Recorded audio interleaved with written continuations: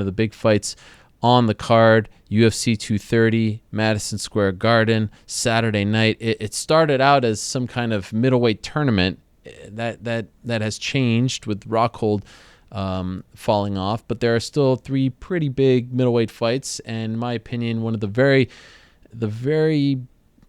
most important fights on this card, the most intriguing fights on this card, and honestly, one of the first fights added to this card, I feel like we've been talking about this one for quite some time, is Derek Brunson versus Israel Adesanya, one of the rising stars in the UFC, a name that we have been talking about all year long. I think by December, when we do our awards, we're going to be talking about him as one of the newcomers, if not the newcomer of the year. I believe... okay, he's going to join us here in a matter of seconds. He's on the card. This will be his third fight. Is this third or fourth? Fought Marvin Vettori. He's had a good run. We could talk to him. We could ask him right here. Here he comes, the Last Stylebender. There he is, my man. How are you? Welcome, my friend. Thank you so much for coming. Please have a seat. Hello, guys. How are you? How are you? Wow, look at this guy. Yeah, we're live. We don't take breaks here, Israel. We're live, right? We're actually live. Shit. Yes. I just been sort of Easy. Chatting. Please come up to the microphone so we can hear you. Israel, how are you, my man? Great. You're looking good. It's good to see you in person. I know, right? I don't know if I've ever talked to you in person. You have real smooth skin. Thank you. So do you. Yeah, I moisturize. Yeah. Stay classy, so this is your fourth fight. Your fourth fight of the year. Yeah. I was just making the math. Yeah, because you had the fight in February, then Vettori, and then Brad Tavares. So my fourth fight in 8 months. Unbelievable. Yeah. How's New York treating you? I love it. I love the energy. I love the vibe. Last time I was here was just for one night. I fought in Arizona, and then my boy Dan Hooker was fighting in New Jersey. That's right. And that was probably the next weekend. So me and my boy Ash took a cab, Uber, $500 to New York. Really? Yeah, just for one night. Wow. It was a great night. We had fun. From where? From Jersey? From Jersey, yeah. $500. Yeah. Oh, because you came from Atlantic City, right? Atlantic City, yeah. Yes, so yes, We don't want to fly. We're just catch an Uber. Yeah, that's right. Quick ride. But have you ever fought here? Nope. Never fought here, First even time. kickboxing. Wow. Yeah. This is a big deal for you. Like, does this mean anything to you, Madison Square Garden? Yeah, I mean, for me personally, I know MSG has a long history in boxing. Yeah. And then, they had the ban on MMA for so many years because of the corrupt politician, color union and all that shit. Yeah. So, for me to be part of the progression, to see the history of combat sports, the future of combat sports, which is MMA, progress in a historic place like MSG, it's cool.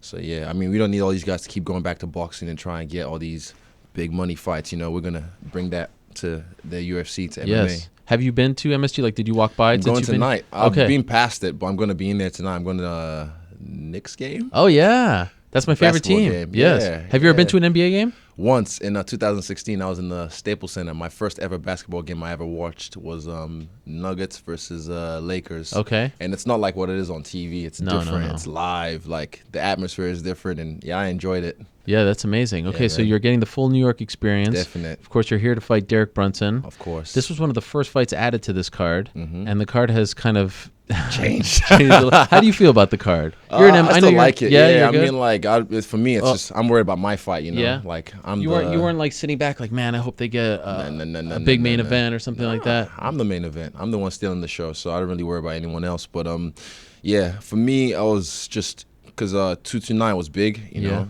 Biggest pay-per-view, so you kind of get the stragglers, the ones that Conor brings into the new eyes. So you kind of like get those guys who stick around, like, and want to see what the UFC has to offer. So they see 230 and see me on there, and they're like, "Ooh, who's this guy? I like him." Follow, and then kind of adds on to that.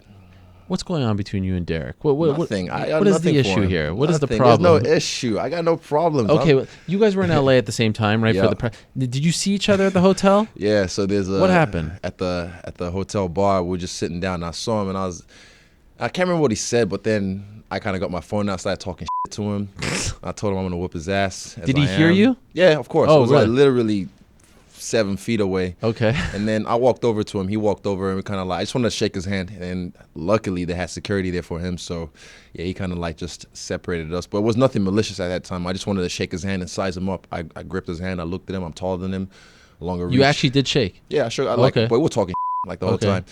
And then security kind of just said, okay, guys, just chill. And then that morning for the press conference, I come out the elevator. I see him right there.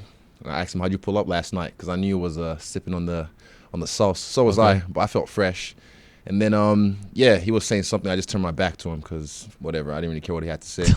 And then suddenly at the press conference, 30 minutes later, on stage, he had all this energy. I'm like, where was this before? Yeah. Like, we were face to face. There was no security. There was no Dana in front of us to stop you. And then suddenly he's trying to flex.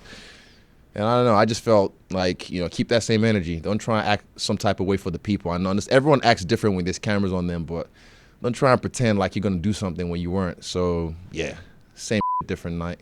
He's not very Like, he doesn't want to give you props. Like, he wasn't impressed with He wouldn't even say my name. He's like, the UFC I'm sure they forced him to make that video or call him out or something because he would never, ever in his life even dare, call me out like that. And I'm sure they pushed it on him. And he's like, I'm going to say your name now. November 3rd, Madison Square Garden. I'm like, that's not my name. I even made this meme about it. I was like, I changed the game a little bit with that meme. I'm making moves in my own way. But, he hasn't said my name. I'm like the Dark Lord to him, he who shall not be named. But do you feel like you're in his head? I'm gonna make him say my name, like the way I think Ali did it to Sonny Liston. Like what's my name? Yeah. Bah. Like because he kept on calling him Cassius Clay. I'm gonna make him say my name. And I'm gonna so you have noticed this. He has not actually said your name once. But I'll make him say my name definitely. Why do you think that is? Fair. He's already kind of showed me his hands. Like you keep your cards close to your chest, but he's already showed me his hand. He's already kind of showed me who he is, his heart. But he's experienced. Again, what have you seen? He's a bitch. Like at the end of the day, I keep that same energy. I show you who I am, whether we're gonna fight or not. But we're gonna fight, and I was who I am to him. But he only tries to put on for the social media, for the cameras, to kind of sell the fight or try and take a little bit of my shine. But nah, I don't really see him lasting with me. Not even outside the cage. He's not the kind of guy that he wants. I'm not the kind of guy he wants to mess with. Do you feel like the UFC is putting you on this card strategically? Like, okay, this is like your big unveiling to the, you know what I mean? I kind of had that with the last one in Vegas. This is different though, right? Yeah, a little Tough bit. finale. That's different than Madison Square Garden, no? Yeah, the levels. There's always new levels, new devils. So that was good for me. That was like a little tick main event. Yeah. Now this is my first main card pay-per-view. My UFC debut was on 221, so that was pay-per-view, but I was on the prelims. Right. Now I'm on the main card. I think I'm third to last. Yep. So I'll be pretty. Everyone will be watching me. It's MSG. I'm sure the buy rates for this will be pretty nice because DC and Black Beast is gonna be something crazy. I mean, if he wins, that's gonna be another Who's he? Spectacle. Derek. Right. If I'm gonna put my money, I'm gonna put it on DC because he's a guy that's been proven, he's been tested, and even Derek said, "I'm not ready for a title shot. I'm not ready for 5 rounds, but this is a fight game. Anything can happen." Initially, it kind of felt like this was a middleweight tournament that they were doing, right? And then everyone else couldn't hack it. People kept on pulling out. People getting busted for happens. But it still kind of feel like Jacare Weidman is a phenomenal fight. Yeah, definitely. Did they ask you about that? No. I'm worried about one guy, and that's Bumson. Okay. But what do you think you get if you beat Derek? What is at stake basically in this fight? Is it just another notch on the ladder? I think whoever you have to perform. So I'm gonna perform well against Derek. So the other guys, I think Branch is fighting. I'm not sure who the other guy is. Jared Cannonier. Jared. Yeah. I don't know him yet, but I'll probably see him on the night, see what he does. Whoever has the best performance will be the guy who can campaign for the title shot next to try and get the strap. So I noticed in the local papers back home, you've caused a bit of a stir. Oh, I watch everything. What did I stare off this time? You talked about Whitaker, and you said that this would be the biggest fight back home. The Aussie versus the New Zealander, Kiwi, right? Yeah, of Kiwi. Course. Is it improper to say New Zealander? No, of course. Okay, no, that's regular. That's okay. Regular, yeah. What's the difference between New Zealander and Kiwi? Same. It's just like a slang. Yeah. Okay. And there's tons of articles on this. You really feel like that would be next? You think so? Yeah. When I beat Brunson and I do it spectacularly, depends on how the other fights go. Yeah. If they're just stinkers. Also, if Bobby Knuckles beats what's his name, Kelvin. Yeah. Depends on how that fight goes. I think it makes sense. The Aussies and the Wallabies. I mean the All Blacks and the Wallabies have always had some kind of beef, and the Aussies and Kiwis have had some kind of sporting rivalry.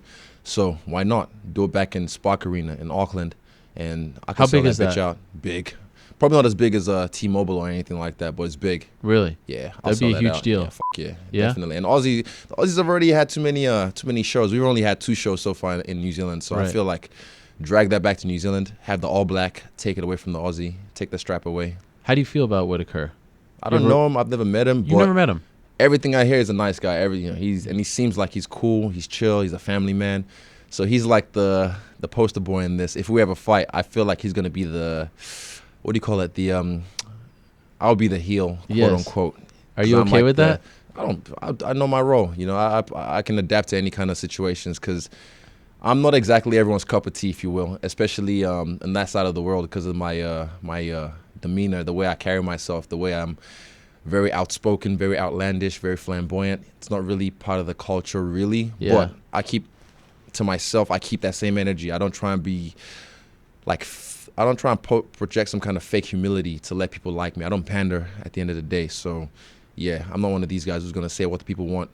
And people kind of get rubbed off the wrong way with that. So, yeah, I understand if or when we fight, it's going to be one of those, good guy versus bad guy type situations. Well, one of the great rivalries of 2018 is because of you. The whole Brendan Schaub, Dana White thing. Oh, him again. All your fault. It's all your fault. Nah, it's his fault. He should know what he's talking about. Know his role, shut his mouth. I mean, he's supposed to be. Was he talking about you? It wasn't talking about me. He was Okay, go ahead. It's a lot of water. Stay hydrated. Yeah. Water champ. So he was talking about, I think, Gokhan Saki, and he said something about like kickboxing isn't really the best, platform, or they don't really do well in MMA. And it's like I can run off a list of names. So I just made this kind of video meme, and just shh. And then you make it yourself, or you have someone else do it for you? Man, I almost had a degree in computer graphic design. Oh wow! I was gonna like be maybe work for Weta. That was one of my goals. Weta Productions in New Zealand. They do a lot of like Lord of the Rings, Planet of the Apes, all that kind of. So I know my way around like After Effects, in design, PowerPoints, or whatever. Yeah. So yeah, I make my own content. I do my own stunts. I'm impressed. I can't do that. I don't know how to even start doing that. So you make that, and then it turns into the whole thing. This big thing, yeah. But I mean, like, Dana, I was cool. I didn't really care. Like, for me, it was just he was trying to come off as the good guy, and he had all the stands like, oh, no, he was really giving you props. And I won't drop names, but I had a lot of even comedians hit me up in the DMs and tell me, like, yeah, you're right. He always tries to take shine away from people. Like, if Joe Rogan gives someone props and he's on there, he'll kind of like just take away the shine. And I mean, the Rogan bump is a real thing. If Rogan talks about someone's, skills or comedic talents or whatever, they kind of get a little boost and people start watching them because he's got a lot of following. Sure. But then it's like, come on, let people get their shine. Let people get their time in the spotlight, so they can get their bumps. And then the way he approached it, he tried to say, like, I got a lot of attention because of that. I'm like, wrong. I got a lot of attention because I whooped Brad on the main event on a big fight weekend, which was International Fight Week. So, yeah, I don't know. I don't really like his approach. And he couldn't be honest about it. I made a meme about him years ago. Oh, really? Yeah. Because he, after he retired, he kept on talking about CTE. Like, every time someone got knocked out or every time something happened, like, oh, well, I'm sure glad I'm not in the UFC anymore. I'm sure glad I'm making so much money doing comedy. And after a while, this is when I was a fan of the show, I was like, okay, we get it. You have to let people know, the future of the sport, know what they're getting into. And there's dangers in everything, even in football, which he played. And yeah, I made this meme with 2 girls pillow fighting, and I said, like, I wonder how long Brendan can look at this and not comment about CTE. And it was pretty funny, it got a lot of hits. And I'm sure he saw it. And he was pretty salty about it, but he never really admitted it. So I felt like if you were honest about it and honest in his assessment of the whole situation, then I would have still been like, okay, cool, whatever. But he tried to come off as the good guy, and yeah, I didn't like the energy he was bringing. So at least the boss had your back. Yeah, he's cool. I've met Dana. He's cool, and this is business at the end of the day. So yeah, I'm a company man. I know my role. I'll play the game, but I'm out here. I'm trying to get mine. Yeah. Do you feel like they're paying you enough? I just got a new contract. This is my first fight on my new contract. Wow, so, yeah. Well done. Congrats. Yeah, thank you. You happy with it? Definitely. So you got a new one after the Brad fight? Yeah. How many fights? Doesn't really matter. I mean, I don't really, it doesn't matter about the fights. I'm not asking how much. I'm just asking how many fights. Fights. It's a few fights, but it's not really about the fights because I work off the stock. So after this fight, stock goes up, for example, Conor's got like a 6 or 8 fight contract now with the UFC. Yeah. It's not going to be 8 fights. After every fight, Yeah. I thought you said this. I said that. Exactly, Yeah. See, you yeah. watch? My man. Respect. I understand the game. I'm studying, Yeah. so I know it's not about the fights. It's about the stock. You know, it's about the what's happening right now, not about what we signed. So, yeah, we can always renegotiate. So, yeah, I'm happy with the current contract. Even I know current champs aren't really on what I'm on. So, yeah, I'm happy with it. What do you mean by that? Current champ is not really what I'm on. Current champs. I mean, people, you have to know your worth. A lot of people don't know their worth, and their managers don't fight for them, or their financial advisors don't fight for them. They kind of just, oh, is this what you can give us? All right, cool, whatever. But I fight for myself. I know my worth. And, yeah, I keep my ears to the street, and I know I listen. I listen to what's happening. Are you making more now in MMA than you were in kickboxing? Facts. Oh, facts. So much more. Not even close? Not even close. Really? Are you shocked by that? No. Did you foresee this happening so soon? Yeah, very Really? soon. Yeah, definitely.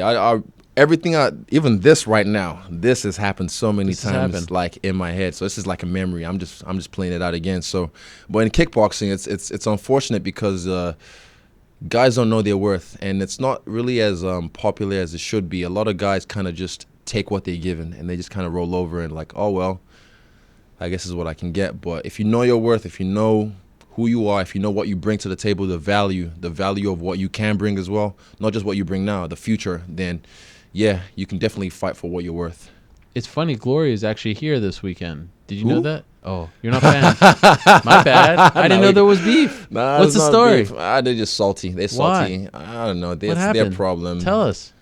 I mean, you watched my fight when I fought for the title. Yeah. I broke the system. The ring was like, how do I say? Could be like maybe 5 of this table, 6 of this table put together. They're trying to make you fight their style, which is action-packed, walk forward and bang. But I beat the system. I was able to use footwork, evade, tag, and don't get hit. Okay. And eventually, I still lost the fight because, you know, it's a Dutch promotion. Yeah, very. Of course. This is the same in boxing. I'm sure it's happened in the not in the UFC, but in MMA a lot. But in kickboxing, it happens as well in many promotions. So for me, I'm not a fan of, you know, shit like that happening. You know, when I won, I felt I won the fight. You know, I was a smarter fighter. I didn't get hit. The other guy even knew he lost. But, yeah, they're here this weekend. They're doing their thing. You know, my boy Josh Johnson's fighting for the second time against Sidichai, so I hope he gets it.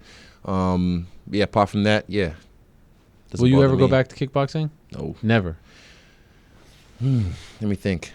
Because you're now a bigger name, right? Facts. I mean, all the guys that, you know, they think they have one over me, I'm the one. They won the battle, I won the war. I'm winning the war. So, yeah, I'll never watch any other other guys' fights. But they're the ones they'll tune in this weekend to watch my fight at the end of the day. Do you feel the jealousy? Facts. It's green eye monsters everywhere. And I know this because I used to be that guy. You can see it in other people when you used to be that guy. Like, what do you mean? Sometimes everyone has hateration. You Yeah. sip on that haterade sometimes. Yeah. And it's natural. It's just the human condition. I don't know if it's society this day on age or if it's social media or whatever it is, but certain people, because I've been there when I see someone getting some shine, and I'm like, the green eye monster shows up when I was younger. But thing is, I question myself, like, why is that happening? Why am I feeling this way? I'm objective. I always question why. So when I identify the monster, I can squash it, and I realize it's not about me. There's no finite amount of whatever. It's infinite. Just have to do the work and get yours.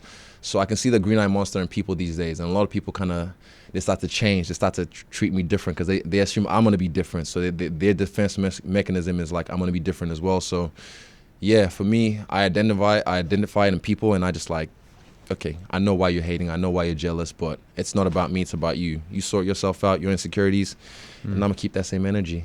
How are things back home? I remember asking you after your first fight, like, oh, things, you know, you're going to get blown up now. You're going to get more attention. Same Same? Yeah, it's just even more now. Well, that's what I'm wondering. Is it even more, like, after the main event and all that, about the fight, you feel it? Yeah, new level, new devils. But thing is, you either evolve or you die. How are you handling it? I look after myself. I look after my mental, like since February, because literally everything blew up around me. I started seeing a psychologist just kind of like download and just like express how I feel about, you know, just to like. How's that going? Good. Yeah. I mean, if you look after your physical, you look after your spiritual. Yeah. You got to look after your mental.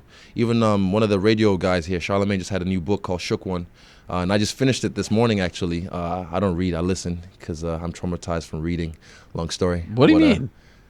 Long story from back home. What are you talking about? Nah, you like, can't say I mean, long story to me and expect me not to ask. We got time. Yeah, what do you mean? But like as a kid, like, you know, in Nigeria, maybe, or even as a kid in my household, when you come back home after school, you got to like study for like hours. Yeah. So what I do, I do my homework.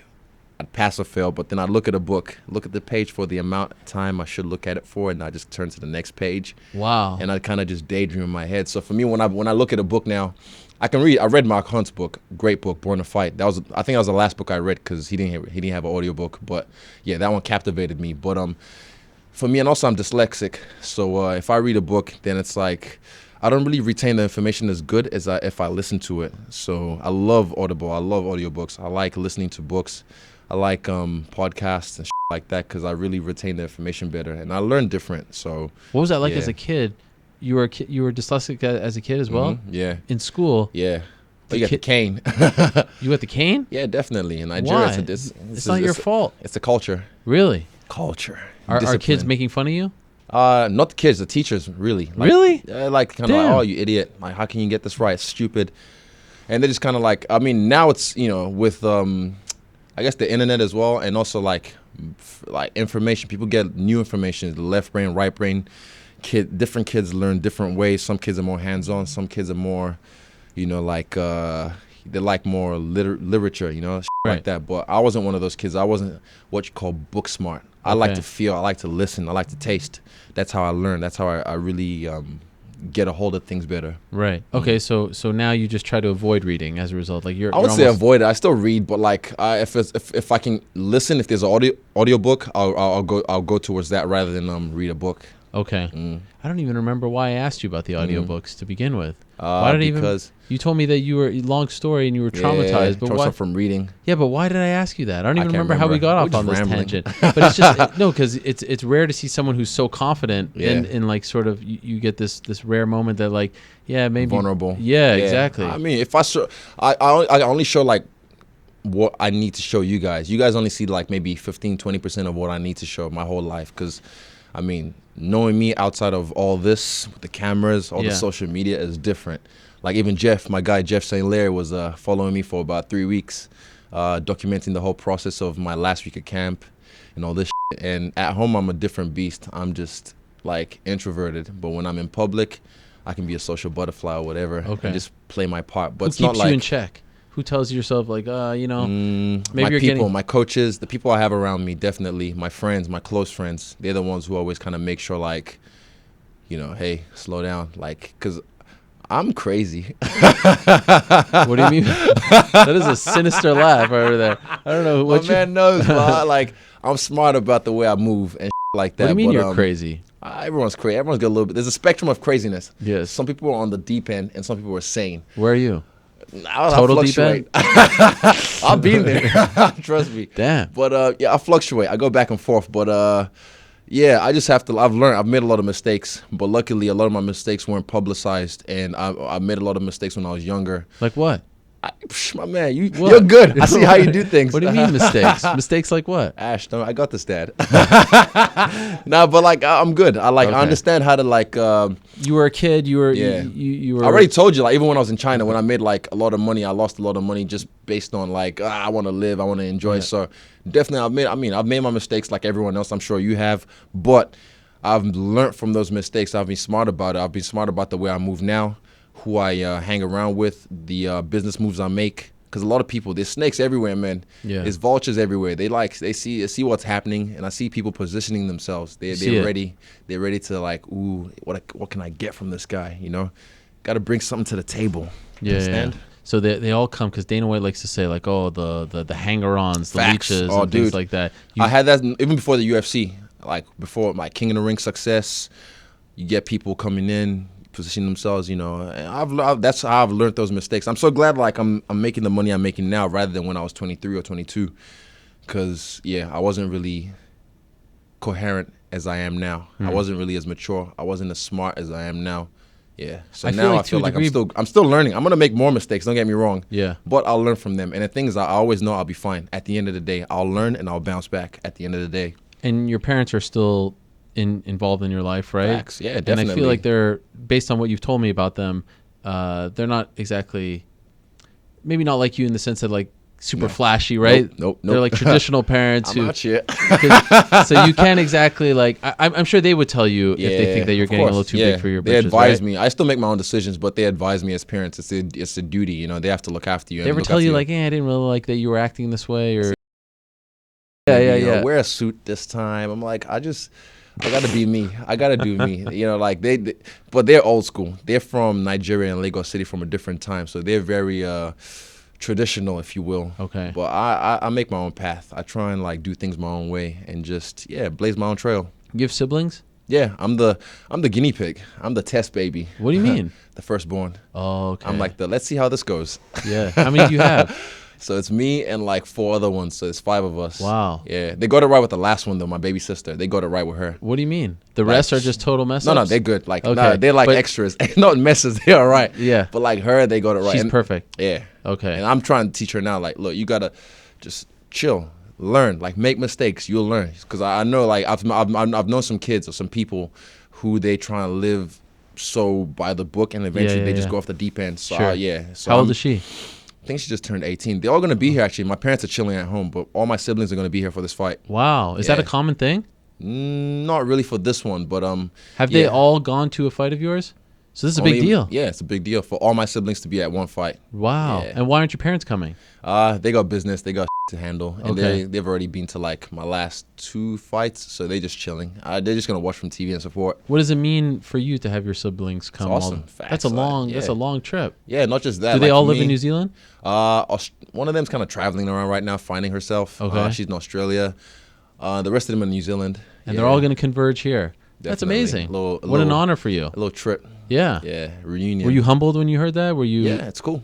They're trying to make me cry. No, but that's a big deal. I mean, I have 3 siblings. If they all Are you came, the guinea pig? no, I'm the third of Last 4. one, the baby. No, Oh, third really? of 4. Yeah, In the so- middle. yeah. All right, Sort of Ariel in the middle. middle. And if they all came together for me, that's a big deal. Yeah, definitely. You met my brother last time. I did. Yes. Yeah. He looks Yeah. nothing like you. No. That's See, a big I even boy. had a photo. I had a photo of me holding him as a baby, and that was the last time I could hold him. He's a big boy now. Yeah. Yeah, and he's a rapper as well. I didn't even know that till like he came out with like his crew, Machete Clan, like a whole single, and I was like, "You rap?" Wow. But he's funny, so I'm trying to push him towards comedy as well. So, yeah, he just makes me laugh every time. So, yeah, I'll try to push him towards that Why are direction. you named Israel?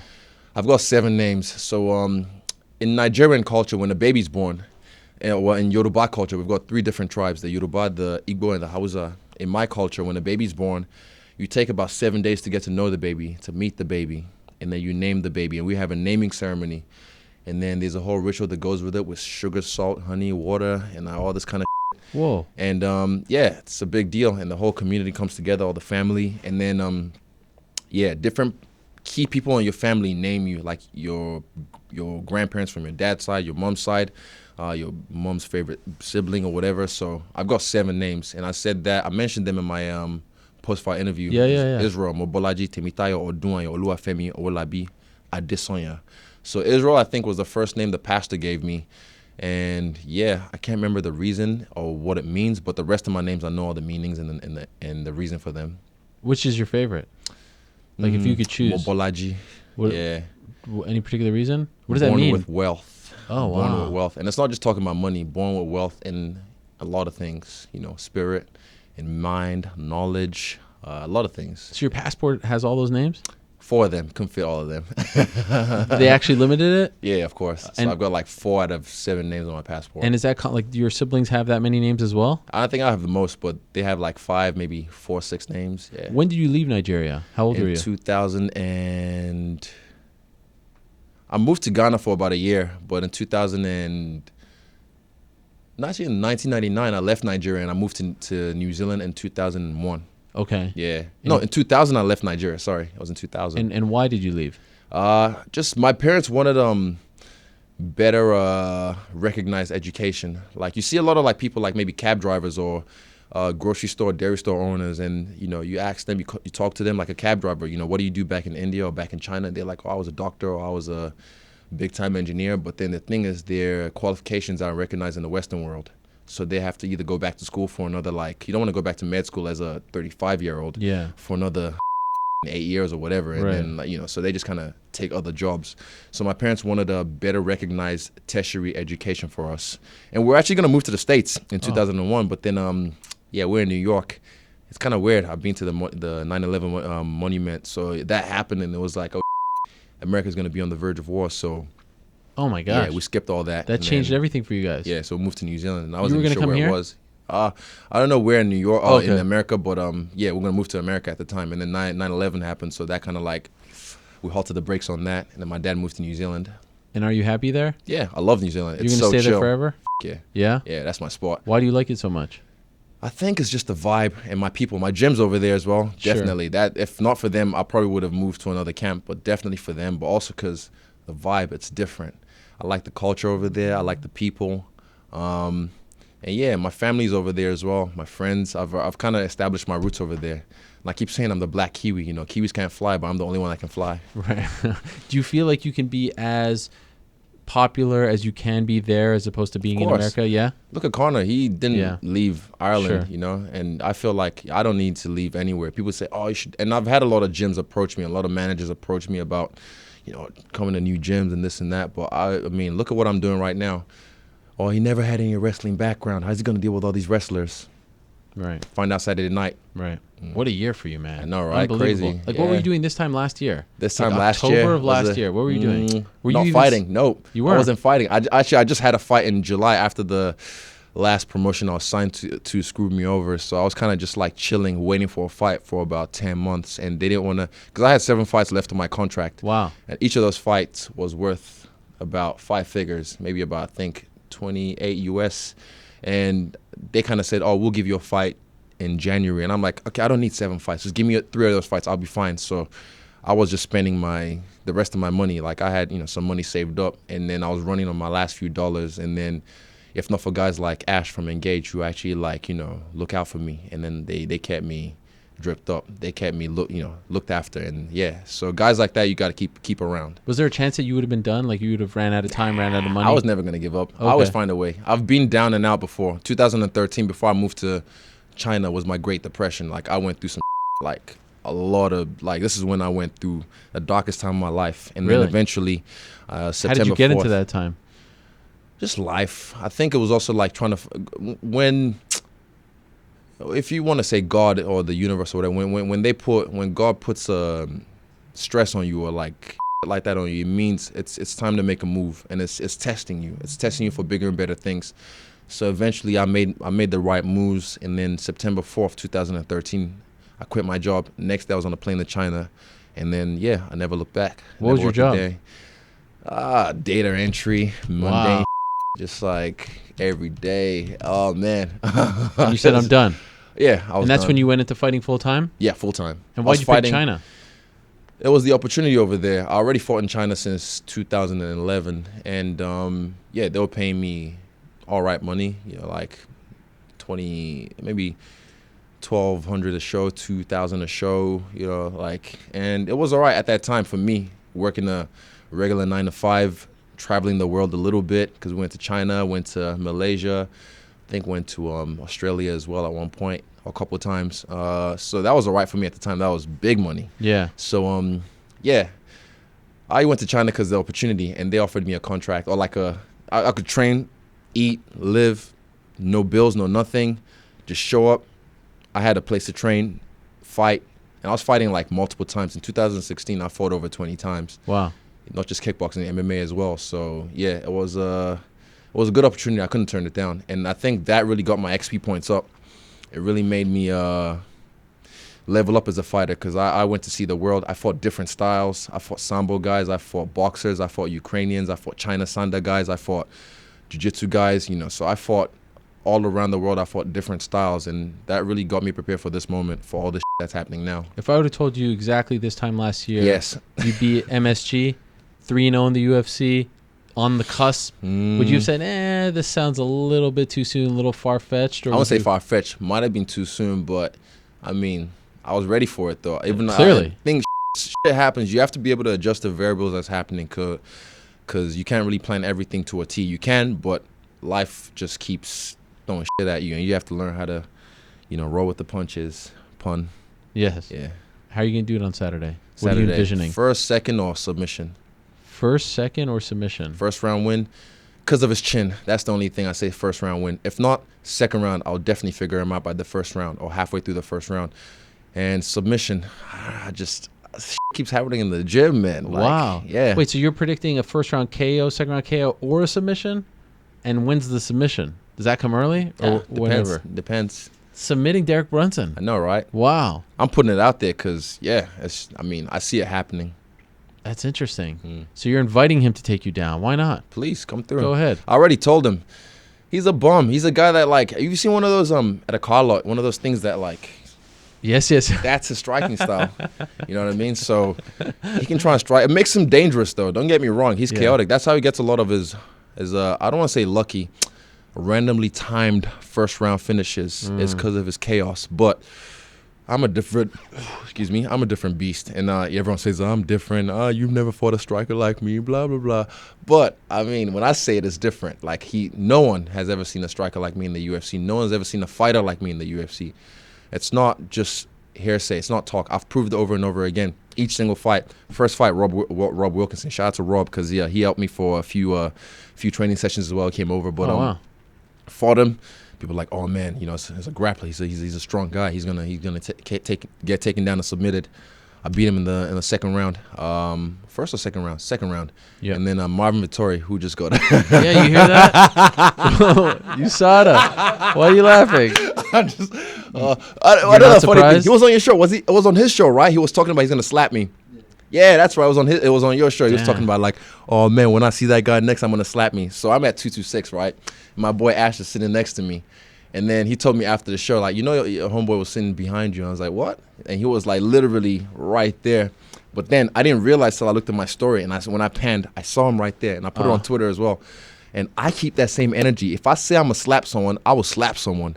But he talked all this big game. And I was right there in front of him. He can't say he didn't see me. Right. Because I was a little bit litty and I was loud. Yeah. We were yelling.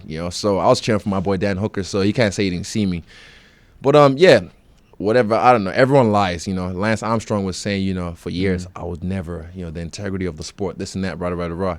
And I can see the back knee on that dude. You can tell already. Like, so you're not surprised. I fought guys before. Like, there's no testing in China or testing. Yeah. You know what I mean? So I've seen guys, I fought guys before that were juiced up to the gills, but you can't test for that, man. This is something that you can find the button anywhere, anytime. But, I mean, unlucky for him, he got popped. We'll wait and see. At least now he's being honest about it. He's kind of someone tagged me in one of his videos. He put out a statement about Jeff Nowitzki catching him or whatever, and he's gonna find a way to get to the bottom of this, ban substances. And I'm really surprised. I used to think like back in the day, steroids. I guess some people take steroids, but then I saw Icarus, and I'm like, everybody's on steroids. Everybody's on steroids. So. Yeah, I mean, unlucky for him. But anyway, I dealt with him. And then Brad Tavares came on, and it's too soon, top 10. Oh, my God, it's his third fight in the UFC. How's he? No. Brad's too soon. And then I did what I did for 5 rounds. I felt fresh, man. I remember there was one point in the 4th round, my wrestling coach, Andre, because I wasn't tired at all, but I was kind of like maybe bored. I don't know what it was, but I was kind of like just, yeah. And Andre's like, You're fresh. You're not tired at all. And I was like, yeah, I'm fresh. And I was just having fun with that. And I remember, like, in that moment, I was like, yeah, I'm fresh. And that was the 4th round, and I could see he was getting tired. And that was before probably I hit him with that elbow. Oh, man. Yeah. That's beautiful. I saw you do a breakdown of that. It wasn't me. It was a guy. Shout to, I think it was on Instagram, MMA Degree. I reposted it because, and I realized I'd never even, because you can't throw that in sparring. Unless you have elbow pads. But I don't really, so that was something I just did on the fly. I just did it because muscle memory, I think from Muay Thai, you can do it from the clinch, but I've never actually thought, just give me a hand. Grab boom. Boom. Oh, yeah. Beautiful. I watched that a million times. Definitely. Incredible. I watched it a lot of times. I can't wait for you to fight at MSG, my man. Yeah. It's a special place. This was a lot of fun. This is fun, my man. Thank you for doing it. This is a memory now. I really appreciate Locked it in. You're welcome. Unagi. It's hard to get in touch with you, I must say. I'm you a ghost. to me like 8 days Tell later. my mom and my dad. But Ash and Eugene, those guys respond within seconds. It's like 8 days. I'm like, I don't even remember why I wrote to the guy. No. So ask my mom and dad. They talk to me as well. They tell me you have to be able to respond to, because sometimes it'll be like 3 or 2 days, and I'm like, I ghost away sometimes. I'm very I try and stay off my phone even though I'm on it. But I appreciate you coming in. I know you're probably busy. We have a banner over there if you don't mind signing it. We're going to give it away to charity. All the big names have signed What's it. the charity? We haven't figured that out yet. Okay. But I'm going to figure it. Yeah, cool. yeah. But just something for the people who come in studio. So thank you for stopping by. There's a marker over there. Yeah, I'll give you something as well. Oh, yeah? Some what do we nice got? merch. Woo! Oh, yeah. This is for you. What size are you? I'm XL. XL. I'm a big boy. Yes. There you go. Oh, look at that. Right there. Wow. Design. This is only a few. We're not even selling this. So this is Is that an Engage? Yeah. I like Engage. Definitely. Ooh, nice. Thank you. Coming up brand, man. I appreciate it. And I like the way it's 311, not the American 11.3. Yeah, of course. No, we don't do that. Come to the rest of the world. That's legit. Thank you so much. I appreciate it, guys. Thank you so much. Best of luck to you, man. Thank you so much for coming in, and we'll talk to you after the win. Yeah, definitely. All right. My man, I like the way you did that. You see that? You know already. I'll say the same thing to the other guy, too. No, he's all right. No, he's not on the show today. He's not on the show. So, yeah, you can go ahead and sign it. We don't take breaks here. We just let the train roll along. We're about to talk to Anthony Smith in a matter of moments. Maybe one day you'll fight at 205. It's right over there. You see it? Down below. Or you can take that one. You can take that. I didn't realize there was one on the desk. There he is, the last stylebender himself, Israel Adesanya. Big fight for him, in my opinion. 3 major fights on this card. Of course, the main event, Weidman Jacare and Israel Adesanya versus Derek Brunson. Brunson was on the show a couple months ago saying not impressed, saying that he's an amateur level fighter. So this one is no love lost between these two. Gentlemen, thank you so much for stopping by. I appreciate it. Israel, we'll see you later on in the week over at MSG.